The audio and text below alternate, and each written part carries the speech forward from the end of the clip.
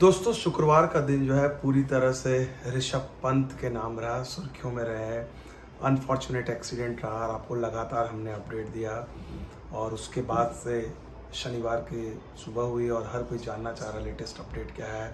तो latest update दो तीन बातें हैं। एक तो जो उनकी ब्रेन के और स्पाइन की जो एमआरआई स्कैन हुआ है वो नॉर्मल है। ये एक बहुत ही राहत की खबर है। इसके अलावा एक और बात उभर कर आई है कि देहरादून से बहुत ही जल्दी ऋषभ पंत हो सकता है आज या फिर देर रात में या रविवार तक में उन्हें दिल्ली या मुंबई के किसी बड़े अस्पताल में लाया जाएगा। यानी जो फर्दर जो इलाज होगा वो दिल्ली या मुंबई में होगा। और इस बात की भी संभावना जताई जा रही है, बीसीसीआई के अधिकारी जो बातें कर रहे हैं आपस में, अगर ज़रूरत पड़ी ज़्यादा बेहतर इलाज के लिए तो ऋषभ पंत को विदेश भी भेजा जा सकता है। लेकिन फ़िलहाल उस पर अभी चर्चा नहीं हो रही है क्योंकि मुमकिन है, चूँकि उनकी जो अभी तक की जो रिपोर्ट आई है उसके हिसाब से दिल्ली या मुंबई के किसी अस्पताल में उनका इलाज, अगला इलाज होगा। और इस दौरान पीएम नरेंद्र मोदी ने खुद बात की ऋषभ पंत के परिवार से, उनकी माँ से बात की, उनका हालचाल लिया। और एक ऐसे दिन में जहाँ पर पीएम के खुद उनके घर में इतनी बड़ी दुख का दिन था, उनकी माताजी का निधन था और उस दिन पीएम ने वक्त निकाला और उनके बारे में हालचाल पूछा। तो बीसीसीआई ने भी इसके बारे में बाकायदा ट्वीट किया कि किस तरह से पीएम मोदी ने ऋषभ पंत का हालचाल लिया। तो कुल मिलाकर क्रिकेट जगत में अगर देखा जाए तो लगातार जो अलग अलग रिएक्शंस, फॉर्मर क्रिकेटर्स की बात करें, पास्ट क्रिकेटर्स की बात करें, इंडियन क्रिकेटर की बात करें, हर किसी को ऋषभ पंत की चिंता सता रही थी, उनके वेलबींग की चिंता सता रही थी। और दिन में सुबह में जो घबराहट और चिंता थी, धीरे धीरे बात अब ये होने लगी कि भाई नहीं, अब वो डेंजर से बाहर आ गए हैं। हालांकि कई लोगों ने इसको सनसनीखेज करने की कोशिश की, कई लोगों ने झूठी खबरें भी चलाई कि भाई कोई उनका पैसा लेकर भाग गया बाद में। हालांकि ये बात उभर कर रही है, ऐसा कुछ नहीं था।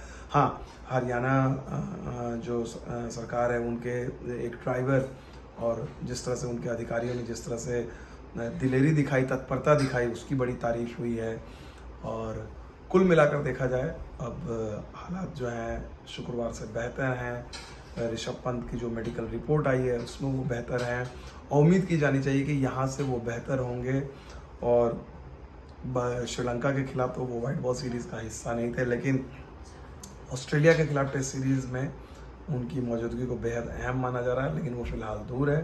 फ़िलहाल ऋषभ जो है स्वस्थ होकर लौटें, क्रिकेट तो दूर की चीज़ है।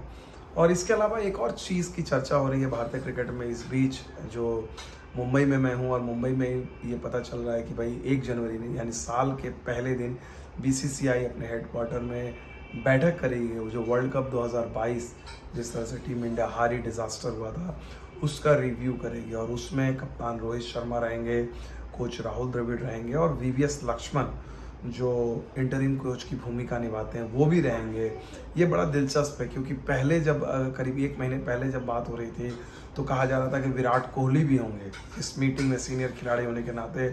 लेकिन अब विराट कोहली का नाम नहीं है। ये बड़ा दिलचस्प है क्योंकि आपको याद होगा जिस समय विराट कोहली का नाम आया था तभी मैंने कहा था कि ये बड़ा अपने आप में अजीब संयोग है, क्योंकि नॉर्मली फॉर्मर कैप्टन, जो इमीडिएट फॉर्मर कैप्टन है या सीनियर खिलाड़ी है, उसको इस तरह की मीटिंग में नहीं बुलाते हैं। लेकिन ये खबर चली थी और अब ये आया है कि रोहित शर्मा को कप्तान, कोच और वीवीएस लक्ष्मण रहेंगे। और ये उम्मीद की जा सकती है कि कड़े सवाल पूछे जाएंगे मैनेजमेंट से। और चूँकि लगातार 2 बार बैक टू बैक अगर आप देखा जाए टीम इंडिया हारी है, तो ये एक अहम खबर रहेगी। मैं मुंबई में और उस पर मैं अपडेट आपको लगातार देता रहूँगा। फिलहाल अब यही उम्मीद करते हैं कि ऋषभ पंत जल्द से जल्द रिकवर हो।